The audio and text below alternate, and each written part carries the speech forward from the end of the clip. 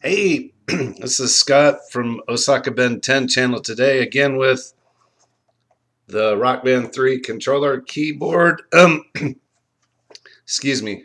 I'm not going to tell too many things today, just going to go over a short thing. I'm still practicing with the guitar and trying to learn the things I need to do to play some songs. I actually broke down and did the thing I promised I wouldn't do, and I actually started learning Jump by Van Halen from 1984 album. And it seems to be that's the song a lot of people on keyboard want to play is Jump. The easy major chords just go up and down. And of course that what they call blistering keyboard solo near the top of the range. All major, all white keys, so it's easy to learn. Actually, I broke down last night and I tried it out. I went to YouTube and I just put in a search for how to play Jump on keyboard and went through one where a guy actually used Syntheria, I believe it is. He can demonstrate. He doesn't just play the MIDI file and have the computer come on and show it. He actually sits there and teaches how to do it. Has a keyboard down at the bottom and then like sort of like the Rock Band type lights coming down to tell you what keys to play. So I learned how to play the intro and the beginning up to, I guess what would be called the first chorus. You know, just a dun, dun, dun, dun, dun. I learned how to play that part, and very simple. I didn't learn any of the other verses or choruses parts that were different in the bridge or the solo, which I'm actually going to do. I was first like sort of like Bob De Niro, his little catchphrase from Taxi Driver. People always kind of demand and want to see him say, "You talking to me?" He will not do that in interviews. He hates it. I hear that Richie Blackmore from Deep Purple really hates being requested. People saying play a riff from Smoke on the Water and things like that. And that's the kind of the way I felt like by Jump by Van Halen, is that I didn't want to learn the catchphrase modern synthesizer song just because too many people were doing it. But I actually do like the song, and I was almost a teenager. I was early 20s when the song came out, about 21, 22, and 21. I was just about ready to get out of the military, and that song came on, so it was big.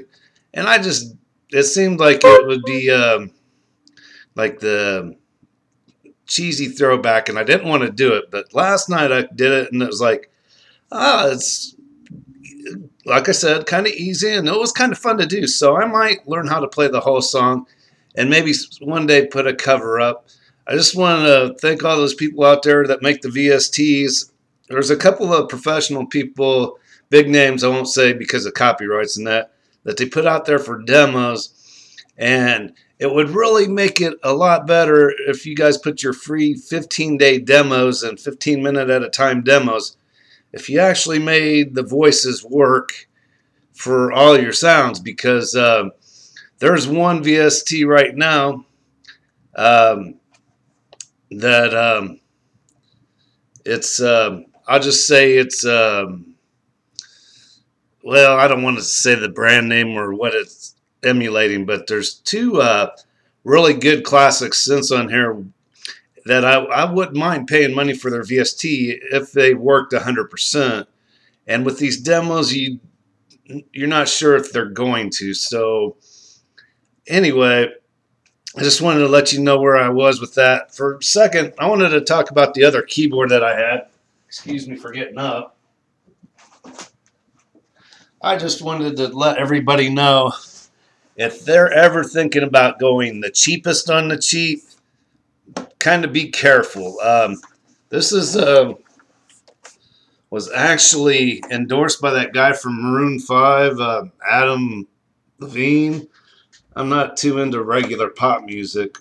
Uh, as far as American music goes, I pretty much stop at, oh, at least the 90s. You know, big 80s freak, of course, 70s, 80s, and some 90s stuff I like. But this is a keyboard, and it was running about $80 pre-Christmas time a couple years ago.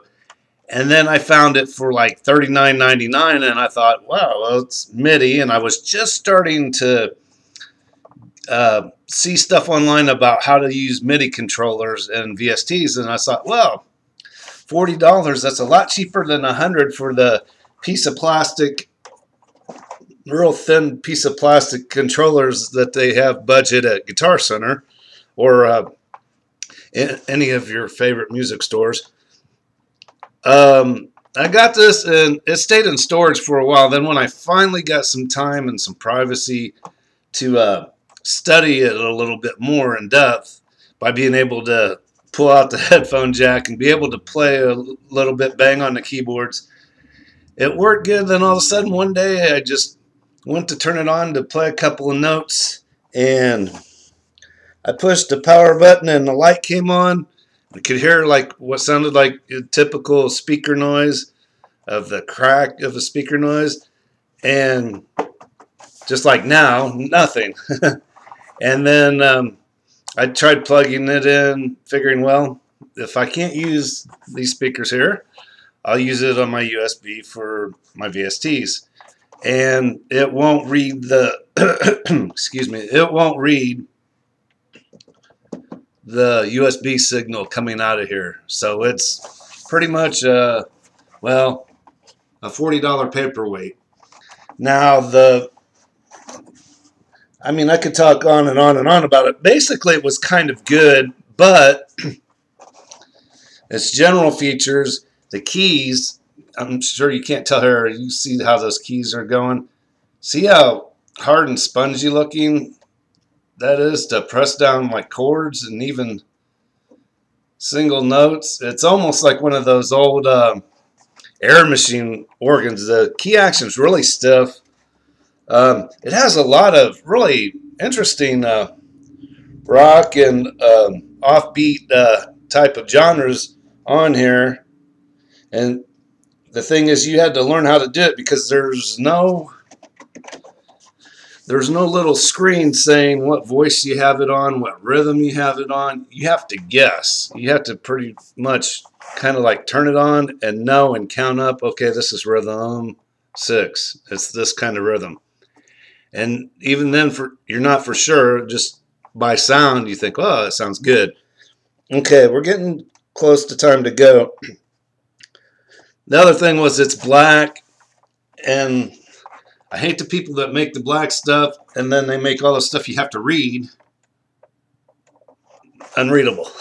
You can't see the white on the black because they paint the voices and instructions in like a light gray, a grayish. It's not white; it's gray, almost to black, where you can't read the things at all.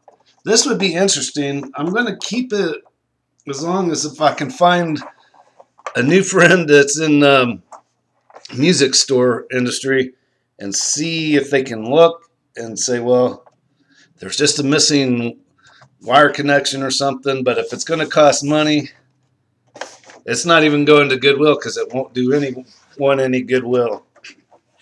I'm just going to dump it. Now, again, with the Rock Band, though,